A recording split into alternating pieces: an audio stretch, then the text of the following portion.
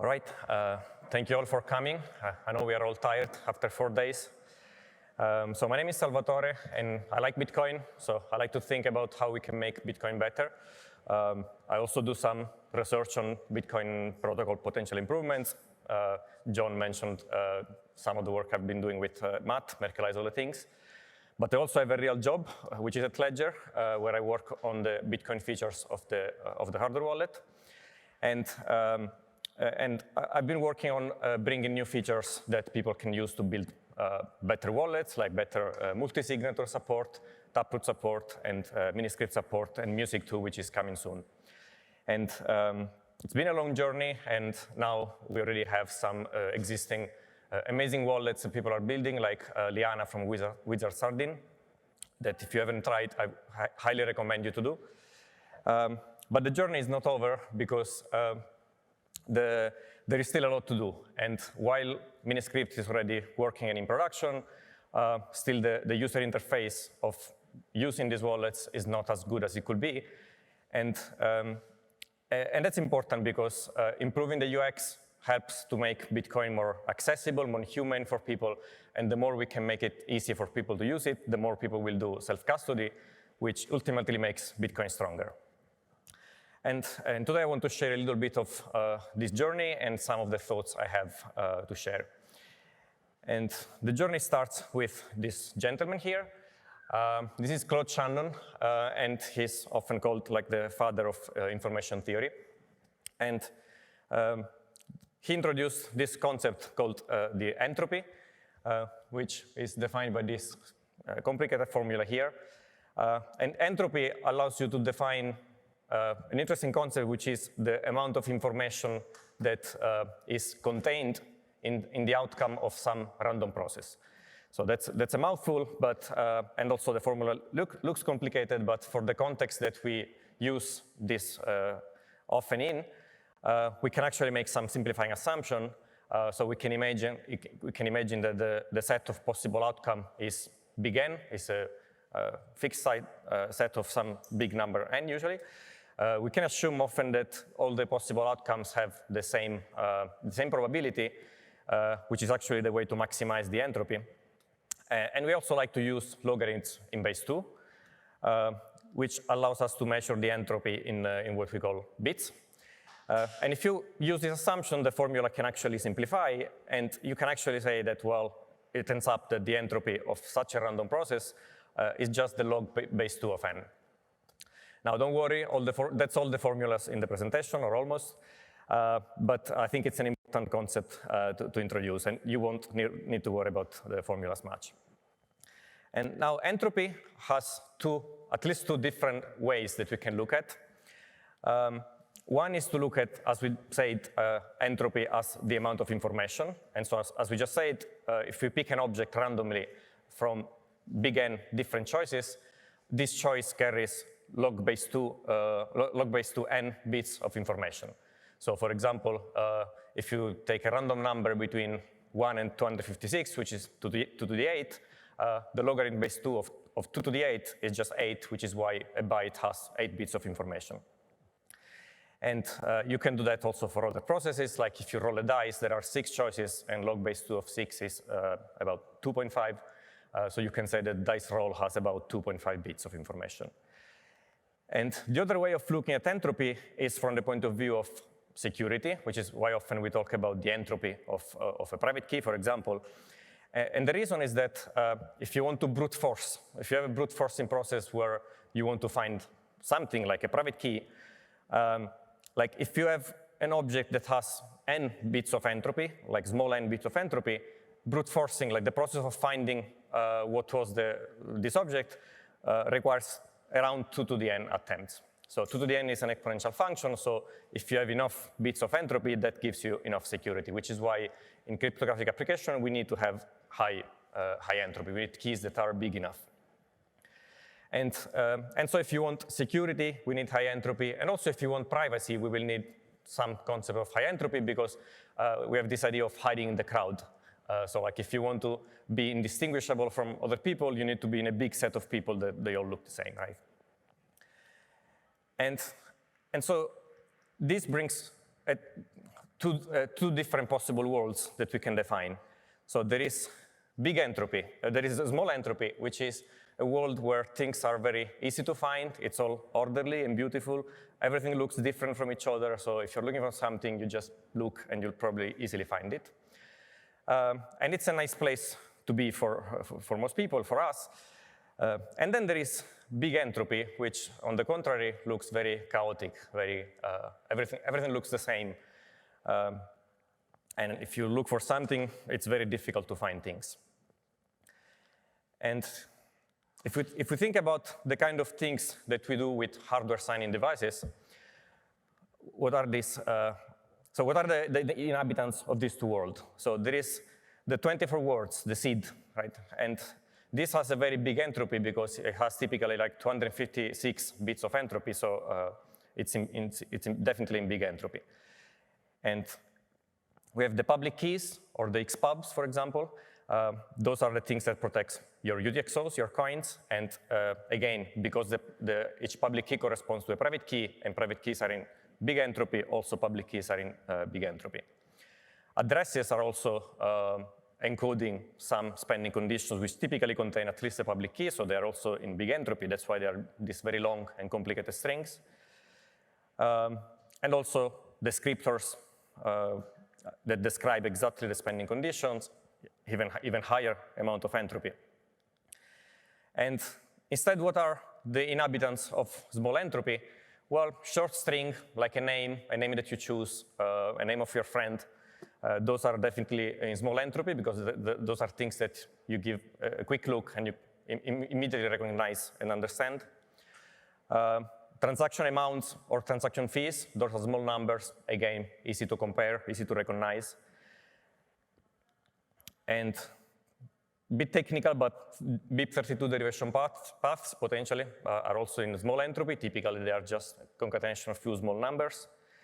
And things like Ethereum names are also definitely in small entropy, which is why people like it, because it gives you a good UX, right? And the problem is that, well, we want security and privacy that, as we said, lives in big entropy. But good UX, good user experience, tends to live in small entropy. So what do we do about it? And now if we think about the kind of interactions that we do with the hardware signing device, what do? The first thing that we do is we have to generate the seed. It's a big entropy object. We tell people to write the 12 or 24 words, which is a time-consuming process. And that's their first impact with trying to do self-custody, right? And then we show addresses on screen, either if you're receiving, but also if you're sending a transaction, you're sending coins to one or more addresses. Again, addresses are big entropy. And if you're doing some more complicated setups like multi-signature, sometimes you will need to check your xpub, which is also, again, a high entropy action.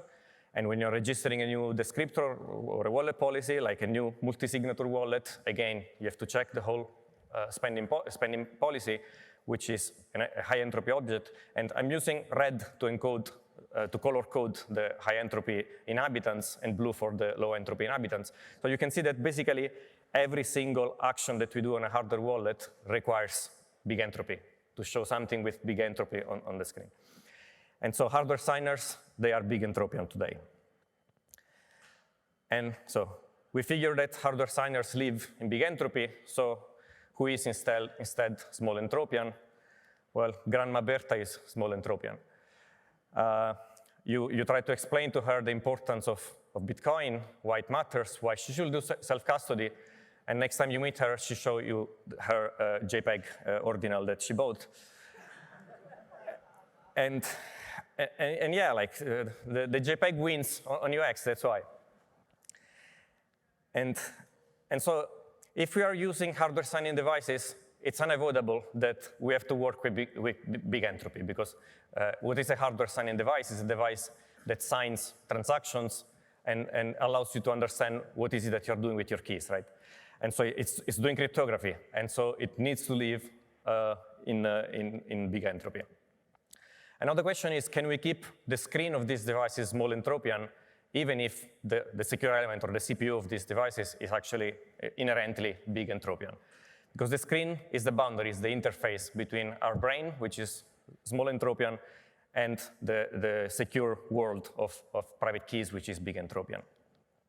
And so the UX goal is that we want to show as little information as possible on the screen, but not too little, because if we show too little, then at some point it becomes unsafe. So that's the challenge, because getting a good UX, sacrificing security, it's easy, but we don't want to sacrifice security.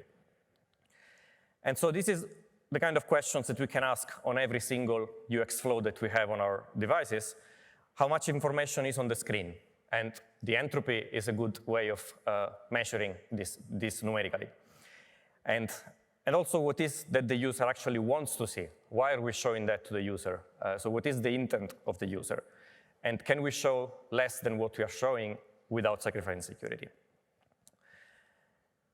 And as I mentioned, addresses are a big culprit here, because this is the kind of action that we do most often when we use our sign-in devices. We are sending Bitcoin to some different entity, and we basically send it to an address, and we've taught our users to be very careful to compare and check the addresses with what it's supposed to be the right address. And the address is high entropy. The result of this is that users tend not to check it. This applies to beginners, but sometimes even to more seasoned users. And when they check it, they often skip checking the entirety of it. Maybe they check only the beginning and the end, because those are the most visible positions. And this leads to actual real loss of funds, for example, with address poisoning attacks, which are probably been more common in Degen land, but they're coming, and they will definitely come more also in Bitcoin. And there is a recent example, like a few months ago, Japanese crypto exchange was hacked, and more than 4,500 Bitcoins were stolen. And part of the attack, so the attack was probably more sophisticated, but part of the attack was definitely an address poisoning attack. You can see that the real address that was intended for the withdrawal shares the beginning and the end with some other addresses that the attacker generated. And this is something that it's easy to do even with a consumer GPU, like by grinding addresses until you find something that looks like the one that you want to attack. And yeah, those were people managing an exchange. So by the force of routine, we can guess that if you're used to an address, perhaps you stop checking it. And so that's a big problem. And improving the UX would actually have a big real-world impact. And in the work I've been doing with miniscript, the first goal was, of course, to make this technology available so that people can build new wallet experiences.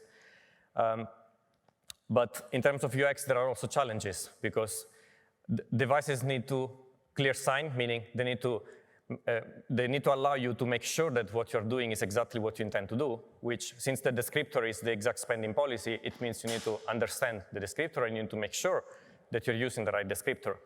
So we need to show this on the screen. And you can imagine that this doesn't fly with Grandma Berta if you try that. And I've worked on a BAP which is called wallet policies, which tries to make descriptors a little bit more malleable in terms of UX experience, but also there are some other aspects that are covered in the BIP. And you can see that already separating the key information from the descriptor and putting it outside, it semantically makes a little bit more sense, because if you look at what I call the descriptor template, which is just the structure of the descriptor, it's still not for beginners, but it's a lot easier to understand what's happening. And so the UX that we have today on Ledger devices, and also the other ones that implemented miniscript, is that we have an initial flow where we show the spending policy, and the user has to confirm that it matches what they expect on their backup. And then for each of the public keys, the xpubs that are in the descriptor, in the wallet policy, again, they have to compare and they have to make sure it matches. And of course, this is a quite high entropy user flow. So the public keys, again, are definitely in very high entropy, and the descriptor template, somewhat high entropy, more on this later. But what is low entropy is the account name, which is something that the software wallet can configure. And the way this works is that you register a new account once, you register it with a name, and now the nice thing is that the registration is something that you only have to do once.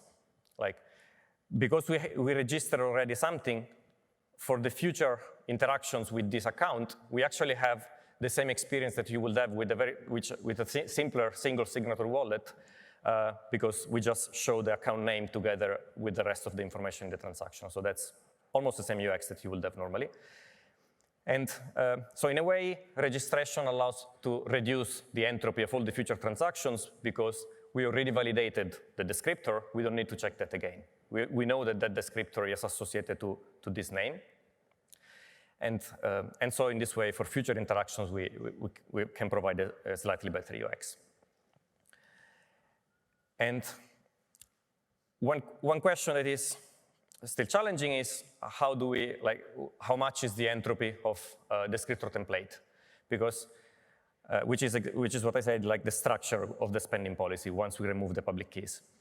Because if the entropy is too high, then there is no hope of really improving the UX beyond some amount, because we inherently have to show some high entropy object on the screen. And ideally, what we would like to show is something much more meaningful for the user, which is just what is the meaning of the spending policy in human language. Like you're registering a 1 of 2 between yourself and Alice, or both Bob and Carla can spend this. Because this is a very simple example of some miniscript spending policies with 2 different spending conditions. And now the problem is that this comes with some foot guns, because there could be many different miniscripts that have exactly the same semantic meaning. And now when you're registering a wallet, remember that the security model here is that your computer is completely compromised, and potentially you have some malware that is trying to steal or destroy your funds. And so one attack that is possible here is that the software wallet changes your miniscript with something that is almost the same, but not exactly the same. So it could, for example, change one of the xpubs of the cosigners, and because it's not your xpub, maybe you're not able to check that. Or it could actually change the actual miniscript with another miniscript that is semantically exactly the same, but it's a different one. So then if you later try to recover from your backup, you find 0 funds because it's a different address, it's a different spending path. So you really need to make sure that what you register on the hardware wallet is something that you can find. It's matching your backup. And so this is a problem, but this will not be a problem if there are not too many options, right? So if the different set of miniscript policies that are semantically equivalent to the one that we show on the screen is not too big, and if it's easy to enumerate through all of them, then we are in a small entropy set, so we can brute force. So we can go through all the options, and worst case, if we had malware that tricked us, we can still recover our funds, so the attack is pointless. So it's interesting to try to think about how much is the entropy of all this set of policies that are equivalent. And this problem, so I started thinking about this problem on SegWit, and I think the problem is most likely tractable. But on SegWit, all the spending policies are all just on a single script. And so while the problem might be tractable, I don't know how to do it. So how do we extract all the spending policies, and how do we describe them in a way that it's easy to show to the user? Like how do we count how many miniscripts have the same meaning? And yeah, I don't know. And one thing that we could do is that, well, we can just enumerate all the interesting miniscripts that people are using. We put them in a big catalog, and we give a name to each of them.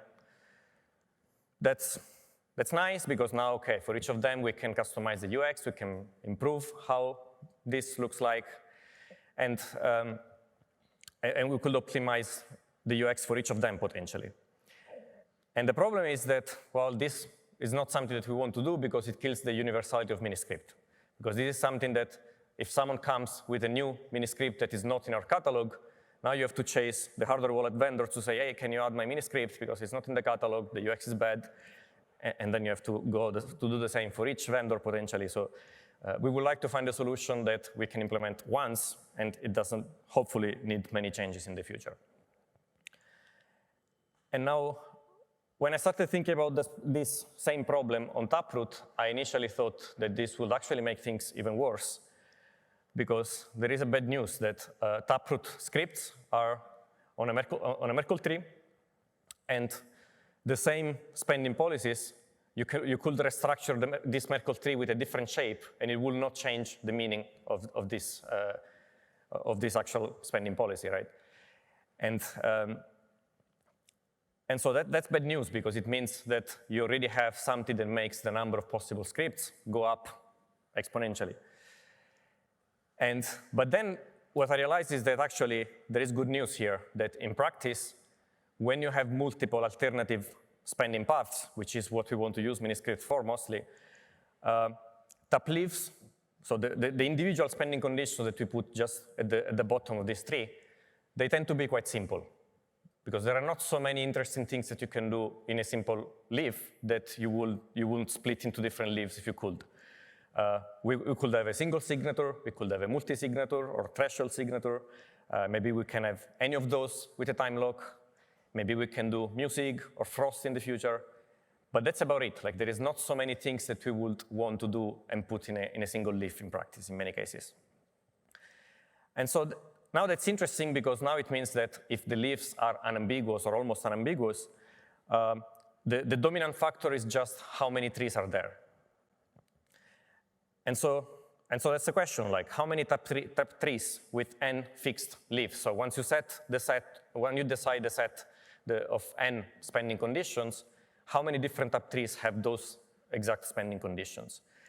And the good news is that the taproot trees are actually unordered, which means that if you swap the two children of a node, like, you completely rotate the tree, but it's actually the same tree. This does not change the final spending conditions, because in Taproot, before concatenating the two nodes, they are sorted first.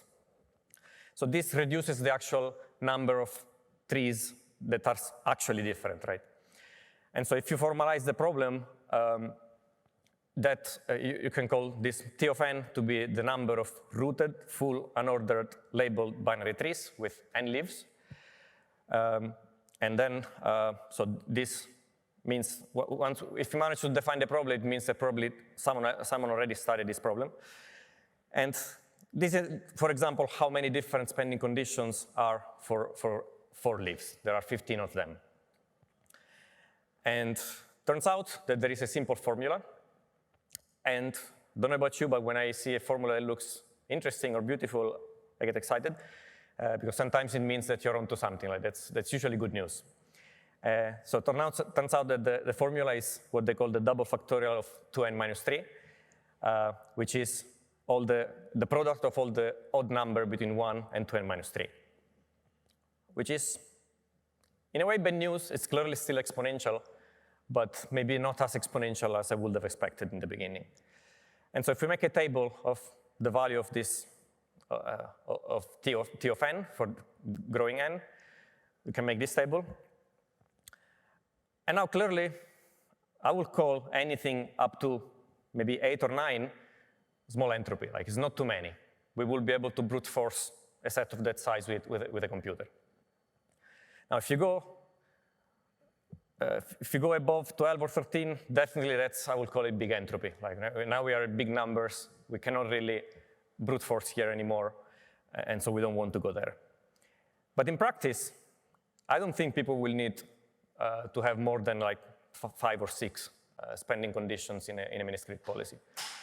So those are pretty small numbers, so that's good news. We will definitely be able to brute force, and it's actually not hard to enumerate all the tap trees, because that's the only thing that can change at this point. So the good news here is that we can go to this table and add a new citizen. And that's the descriptor templates. So the different interesting spending policies, in a way, there are not too many. And, OK. Let's take a break here. If there's any question, I can take a short break.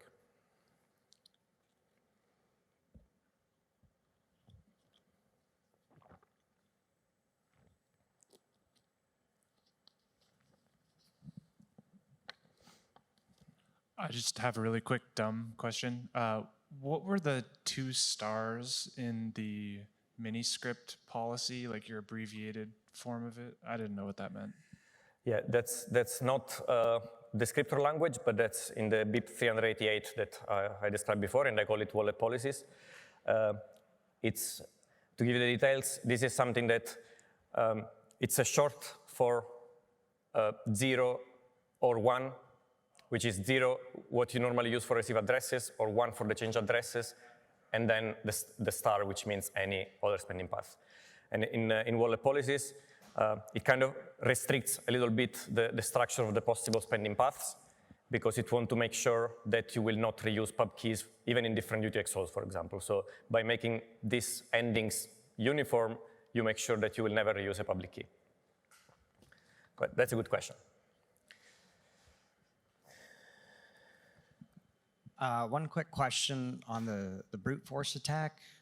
And you said in practicality, 5 or 6, you said should be enough, but that's possible to brute for the spending conditions. Am I missing something, or why is that acceptable? Here we are in the situation where we want brute forcing to be easy because we are the ones being attacked. So the number Tn is the number of possible different spending policies. And the problem is that the attacker could try to make us lose which one is the one that we registered. And so if this set is small, we can brute force, so the attack fails.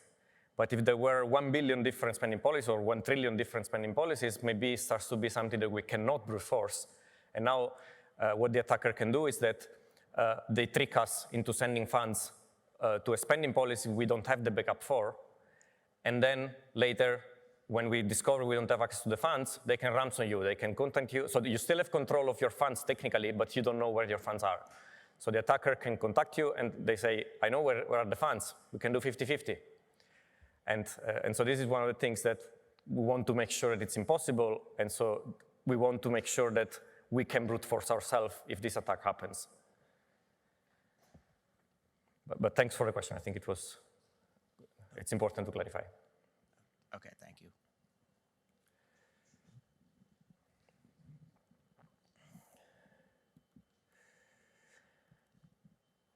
All right.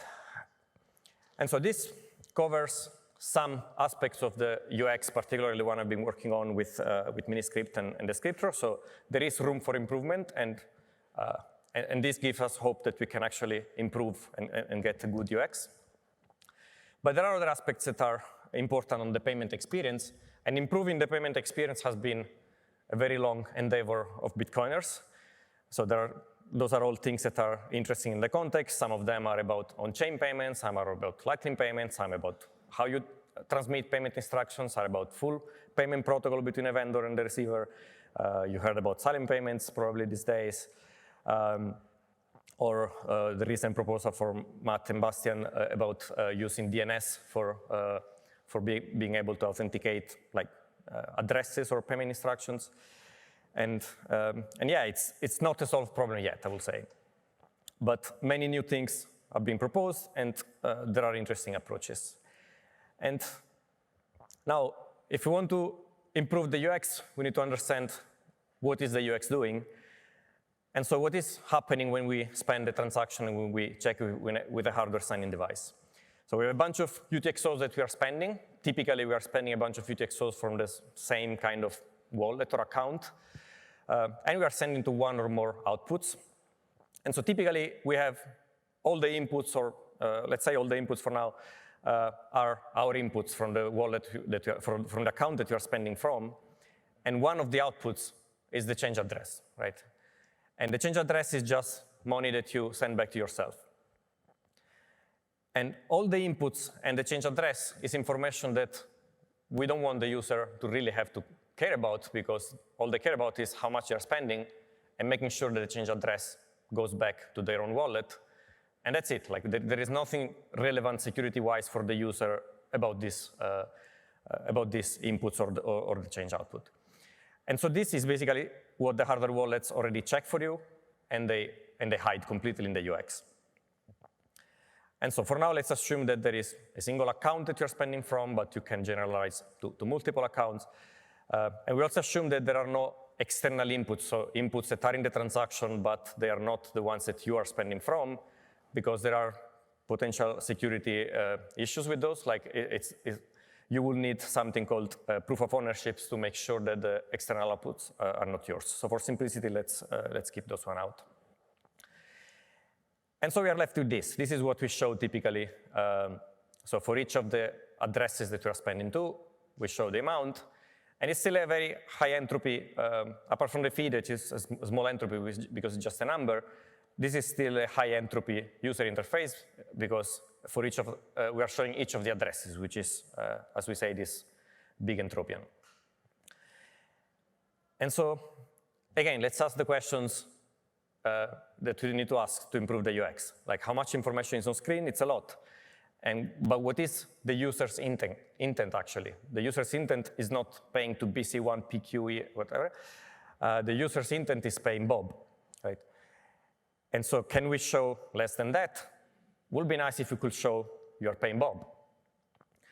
And now, here we are removing information from what you're showing to the user, but this will be secure if the signing device can actually guarantee that the address belongs to Bob, right? If the address belongs to who we intended to pay, we don't really care about what's the address. Like that's as much security as you get, knowing that it comes from Bob.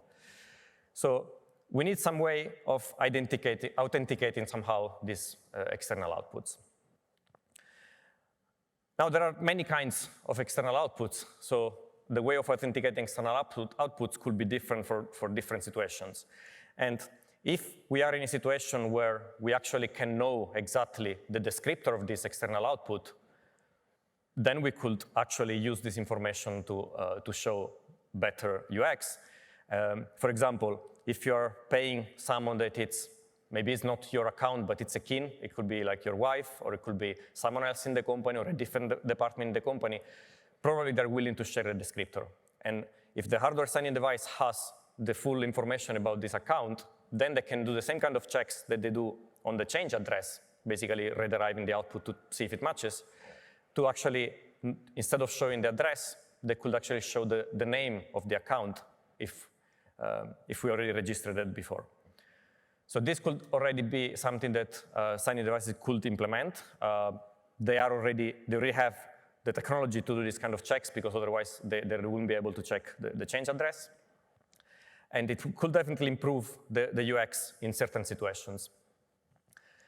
And what about really external outputs? So outputs for which you are not allowed to know the descriptor because it's someone else. Well, of course, most people are not willing to show the private information of what are exactly their spending policy. That's their business, right? And so, well, we need some other form of authentication, for example, a signature. And if you have a signed output, then you can show the identity of the person signing. And now, of course, this move the problem a little bit upstream, which is like, how do we authenticate the public key that signed this output? And that's not an easy problem, definitely. And it's an important problem because, like, if you're paying someone and you don't authenticate who you're paying, things can go wrongly. For example, if anytime you paid by scanning a QR code, this is actually pretty easy to attack, as the image there suggests, because there is no authentication. So how could we actually provide authentication? And so the problem we have is that we need a way of binding a public key to an identity, right? If we have this, then how can we use this to improve the UX? It's pretty easy, because we can just, instead of sharing addresses, we could share signed addresses. So we share an address and a signature, and we can propagate this together with the address. And both the software wallet of the receiver and their hardware signing device can actually check this information as long as they know the public key. And now there are many approaches to how we could try to establish this this link between the public key and the identity. We could use some form of web of trust, like PGP. We could rely on public infrastructure, which is not decentralized, so probably won't make everybody happy, but it works for some use cases potentially. We could use some blockchain-based systems where, like Namecoin or ENS. And note that here, the privacy issue of exposing your financial history by using these things as an address is not there because we are only using these systems to share a public key that is then used only to sign in information that is passed off-chain, like hand in hand. And we could use something like decentralized identifiers, or we could use solutions like DNS-based security. Or we could be Greg Brain and just say like, hey, this is a public key, save it. And what I think it's more interesting to, as an approach to use quickly, like something that could be implemented relatively easily, are the last two.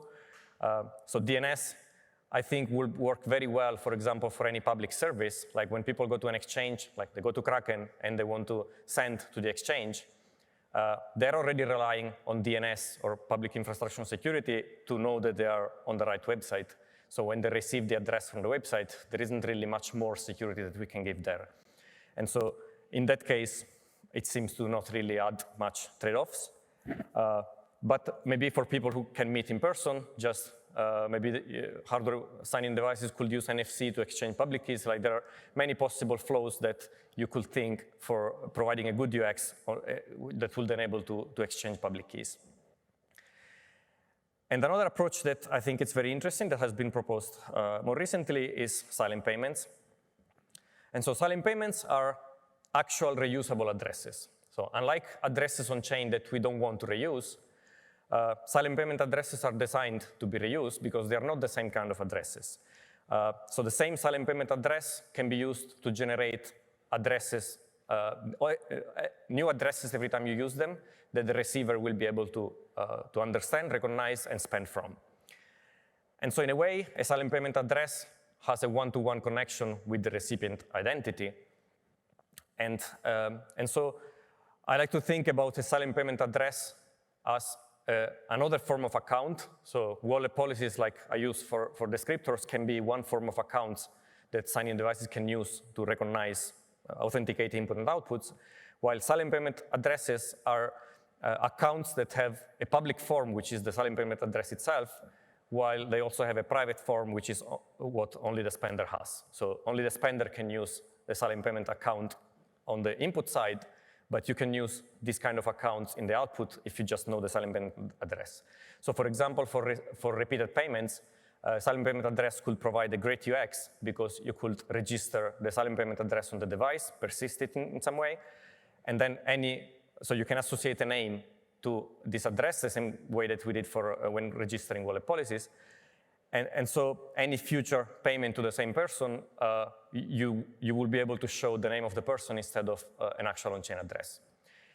And so this arguably improves security because the only time you can be attacked, instead of being potentially vulnerable on every single payment and having to check this high entropy address on every single payment, only on the first payment you could be tricked. So that's the only time you have to be careful. For all the future payments, the hardware signing device basically is checking for you. And now, once we have this concept of identity on hardware signers, we could improve the UX also for when we register wallet policies, because the same way we authenticate addresses by signing them, we could authenticate also public keys that we exchange with people that we are doing a multi-signature or a miniscript policy with. And so if we join that with having a good description of the spending policies, like we see here, we can see that we can provide a good UX both in understanding the spending policy, but also for each of the public keys. If they are authenticated, we don't really need to show any high entropy object on the device. And here you can see that the hardware signing device can also tell you for your internal keys, the only thing you care about is what is the derivation path that you used, which again is a small number, so it's not high entropy object. And now, so this says that we can fill in this a little bit more. I will generalize, I will replace descriptor templates with a more general class of objects, which is anything that represents an account. Any known account is a small entropy object, so you can give a good UX for those. And also for authenticated addresses and authenticated public keys, you can provide a good UX. So if we redesign the payment flow and the UX flow of both hardware signing device and software wallets to put this concept of account and identity as prime citizens, like that these devices understand, I believe we can provide much better user experiences. And so key takeaways, well, our users are small entropian, so we should avoid high entropy. We can use registration to minimize the entropy for repeated actions. And we can actually succeed in keeping complicated spending policies still small entropian. And identity and authentication, I believe, are the missing tools to make the UX flows that we have much better and keep the whole UX flow small entropian and radically improve the UX. And I would like people to think about these problems, because while there is no technical burden to implement these things, there are probably some missing standards, because this only works well if all the software and hardware wallets understand the same concepts. So we probably need some new ways of agreeing on how we present, for example, miniscript spending policies to the users, what keys do we want to use what keys we want to share that represents our identity, for example, and how do we sign objects with these keys? Do we need these keys to expire? How do we revoke them? These kind of problems. And also, how do we encode information about accounts in PSBT, for example, because that will allow to implement this in hardware signers. And yeah, that's all I have.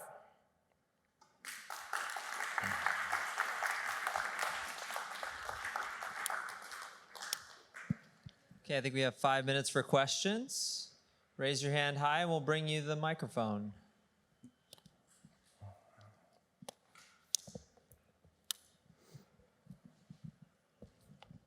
Really like the clever idea of using silent payments to do authentication and like one-time registration. Just thinking about the core need of authentication, it seems like maybe using a Mac would be beneficial in the process to do some of that authentication. I haven't really thought it through much, but did you consider some sort of Mac to do that? And yeah. Yeah, maybe you will want. Maybe you want both because you don't want, well, I think addresses are already hard to tamper with, like you cannot really modify them, so I think a signature should be enough. Like a map from, the address to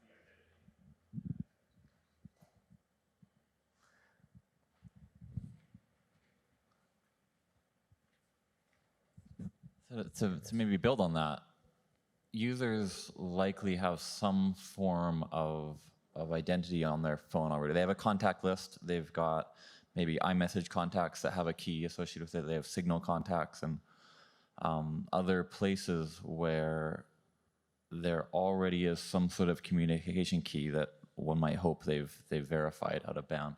Yeah. So perhaps there could be a protocol where when a user provides their Bitcoin identity, they could sign it by like sending an iMessage message, and somehow you could verify that.